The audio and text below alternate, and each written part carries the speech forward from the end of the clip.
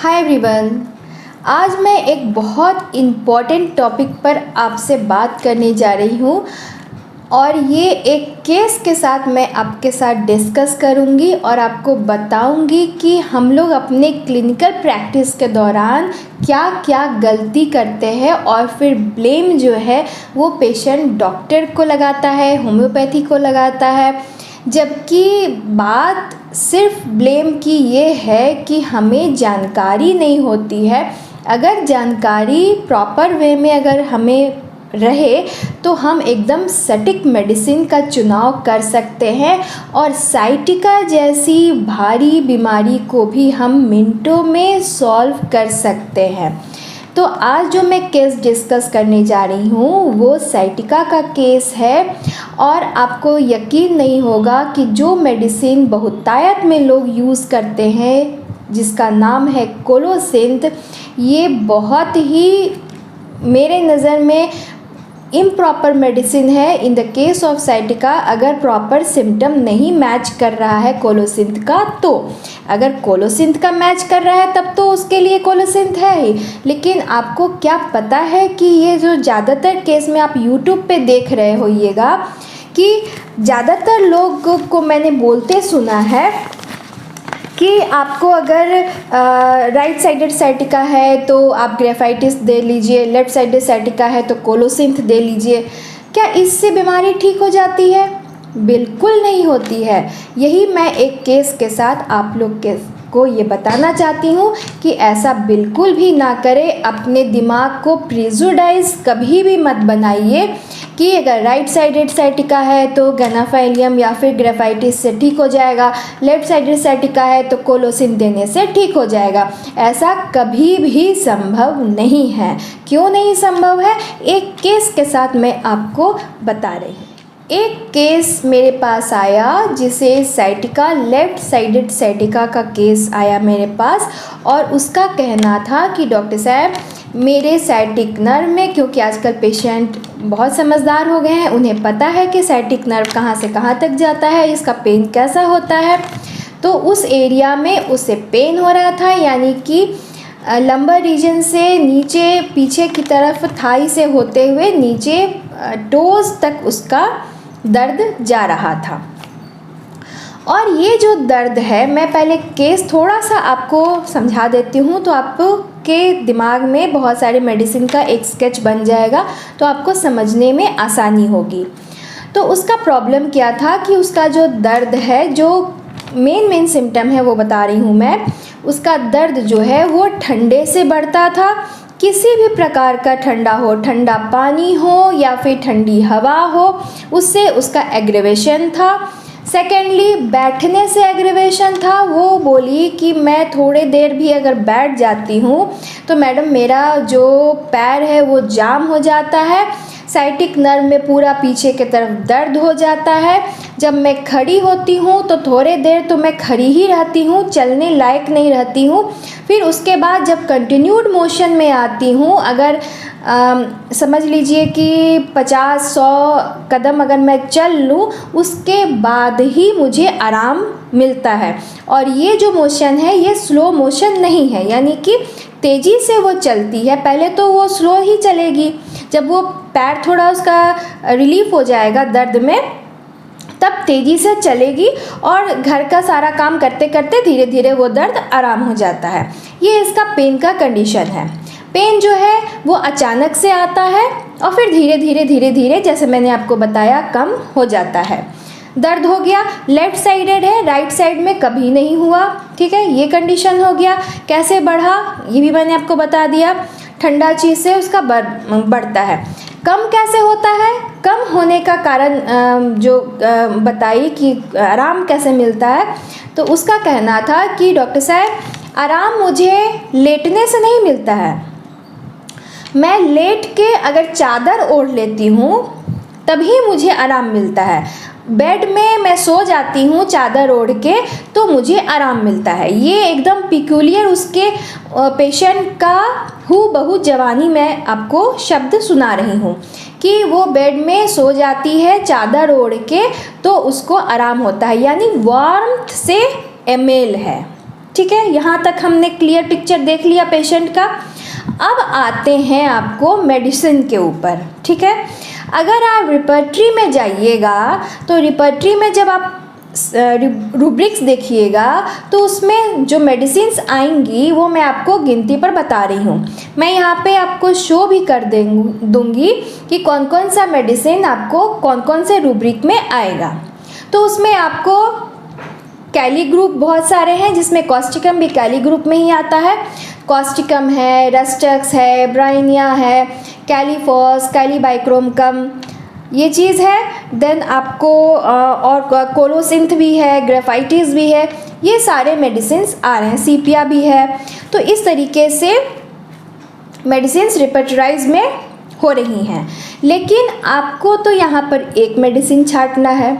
और मैंने जब पूछा कि जो 6 महीने से आपने ट्रीटमेंट करा रखा है उसमें कौन कौन सी मेडिसिन चली है, तो उसने बताया कि मैडम मैंने कॉस्टिकम चलाया था, रस्टक्स चलाया था, और मैंने और क्या बताई वो, रस्टक्स, कॉस्टिकम और 2 मेडिसिन और वो कुछ बोली, कोलोसिंथ है ना ये, और एक और कोई मेडिसिन बोली। 4 मेडिसिन किसी डॉक्टर ने एक साथ उसको 6 महीने से खिला के रखा था। तो कहने का मतलब है मेरा कि सारा जो मेडिसिन है वो ठीक है। हाँ, नक्सवोमिका है ना, ये 4 मेडिसिन वो 6 महीने से रेगुलर खा रही है। तो मुझे अंदाज़तः ऐसा लग रहा है कि कॉन्स्टिपेशन बताई होगी तो नक्सवोमिका दे दिए होंगे, नर्व का प्रॉब्लम है तो कॉस्टिकम दे दिए होंगे, और ये कोलोसिंथ लेफ़्ट साइडेड है तो कोलोसिन दे दिए होंगे, है ना। इस तरीके से उन्होंने चारों मेडिसिन को मिला के दे दिया, और आज के डेट में 6 महीने के इलाज के बावजूद भी उसका कोई भी प्रॉब्लम शॉर्ट आउट नहीं हुआ। अब हम ये तो जानते हैं कि लेफ़्ट साइडेड साइटिका में कोलोसिंथ बहुत अच्छा वर्क करती है, बुक में लिखा हुआ भी है, लेकिन क्या इसके एग्रेवेशन और एम्यूरेशन के बारे में आप जानते हैं? तो मैं आपको बता दूं कि इसका जो एग्रेवेशन होता है वो लाइंग डाउन और मोशन से बढ़ता है। कोलोसिंथ का जो दर्द होता है वो मोशन से बढ़ता है, सोने से बढ़ता है, लाइंग डाउन से बढ़ता है। जबकि मेरे पेशेंट में मोशन से उसको आराम हो रहा था। पेशेंट 10 बार बोल रही है कि मैडम मैं जब चलती हूँ ना तभी मेरा दर्द आराम होता है, that is like the Rhus tox. अब मैं ये भी बताऊंगी कि रस्टक्स क्यों नहीं काम करेगा, रस्टक्स भी नहीं है उसका दवा, तो है क्या भाई? तो यही तो ढूंढना है ना कि कौन सी दवा हम देंगे कि उसका साइटिक पेन आराम होगा, यही तो ढूंढने वाली बात है ना। तो कोलोसिंथ क्यों नहीं काम किया, पहले तो मैं इस पॉइंट पे आ जाऊं। तो इसीलिए काम नहीं किया क्योंकि कोलोसिंथ का एग्रेवेशन होता है लाइंग डाउन एंड मोशन से, जो मेरे पेशेंट में नहीं है। सेकेंडली, एमेलियोरेशन होता है कोलोसिंथ का सिटिंग से और प्रेशर से। तो प्रेशर से तो खैर रस्टक्स का भी होता है ना, तो वो तो ठीक है, चलिए प्रेशर से मेरे पेशेंट को आराम हो रहा था, लेकिन सीटिंग से आराम नहीं हो रहा था। सीटिंग से तो उसका एग्रेवेशन था। पेशेंट तो बोल रही है ना कि डॉक्टर साहब मैं बैठती हूँ तो मेरा पूरा पैर जाम हो जाता है, मुझे उठना पड़ जाता है, और उठती हूँ तो फिर चल नहीं सकती हूँ, है ना। तो यही तो प्रॉब्लम है उसका। तो ये जो प्रॉब्लम है ये तो पूरा का पूरा कॉन्ट्राइंडिकेट कर रहा है कोलोसिंथ को, और आपने कोलोसिंथ 6 महीने से चला रखा है क्योंकि वो लेफ्ट साइडेड है। तो क्या ऐसा आप खुद सोचिए कि क्या ये संभव है कि कोलोसिंथ से उसकी बीमारी ठीक हो जाएगी? बिल्कुल संभव नहीं है जो हुआ। तो कहने का मतलब है कि हर पेशेंट जो है ये कोलोसिंथ का नहीं हो सकता है, और यही बात मैं हमेशा बता रही हूँ कि ये जो YouTube पर जो लोग चिल्ला चिल्ला के कह रहे हैं कि लेफ़्ट साइडेड साइटिका है, कोलोसिंथ खा लीजिए, राइट साइडेड साइटिका है, ग्रेफाइटिस खा लीजिए। अरे भाई, अगर इस तरीके से पेशेंट खाने लगेगा तो पेशेंट का क्या होगा, आप खुद सोचिए। तो ये जो ट्रेंड चल रहा है ना, कृपया करके इसे बंद कर दीजिए और डॉक्टर लोग को अपनी पैथी करने दीजिए और पेशेंट को ठीक होने दीजिए, क्योंकि पेशेंट बिल्कुल ही नासमझ होते हैं। उन्हें आप जो बताइएगा वो समझ लेगा। और आप डॉक्टर होके अगर आप अपने यूट्यूब पर ऐसा बात बोल रहे हैं तो वो आप पर विश्वास करेगा, और आपके विश्वास के फेर में वो क्या करेगा कि दवाई खा लेगा, और खा के क्या करेगा, वही जो अभी मेरे पास पेशेंट लेके आया वही हुआ। क्या हुआ कि 6 महीने से वो कोलोसिन खा रही है और उसका प्रॉब्लम ठीक नहीं हो रहा है, और जो कोलोसिन का साइड इफ़ेक्ट होगा वो तो उसको झेलना ही होगा। तो आप सोचेंगे कि भाई होम्योपैथिक दवा का तो साइड इफ़ेक्ट नहीं होता है, साइड इफ़ेक्ट होता है, और ये बात भी मैं किसी वीडियो में आपको बताऊंगी कि साइड इफ़ेक्ट क्या हो सकता है और कितना खतरनाक हो सकता है। तो खैर मैं आती हूँ अभी इस पॉइंट पे, है ना, कि क्या क्या रूब्रिक उसको हम देखेंगे इस केस में। पहला तो आप जान गए कि रेस्ट्रिक्स नहीं होगा, कोलोसिन नहीं होगा, ठीक है, होगा क्या भाई, है ना।